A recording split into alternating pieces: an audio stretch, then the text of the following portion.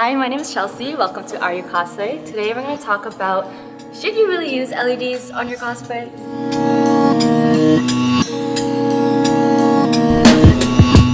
LEDs are great, but sometimes it's too much work. Just put them up on post, maybe on Photoshop. I mean, think about it for a second. If you're going to be paying a lot for these crazy photo shoots anyways, why not have them edit in all of your light effects and everything? I mean, it's not like we actually had bats available for the shot here. So make that money stretch. Sometimes less is more. The more things you put into a costume, the more things can go wrong.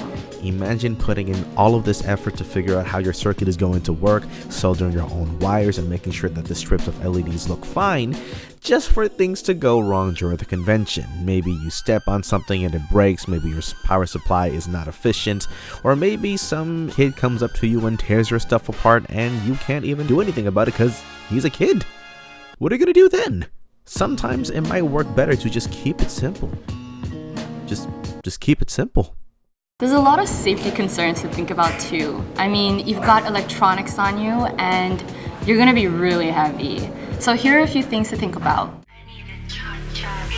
The kids that be running and pulling your wires, go to the washroom but help is required, glowing and shining like I got the sauce until you forget to bring your power source. Think that you're good with all of them batteries till you realize that you cannot take the heat. Kirby Kwan Jr, I be the illest, so best recognize that I be the realest. Thank you for joining us. Don't forget to follow us on Instagram, YouTube, and Facebook. If you can dream it, you can make it, you can become it.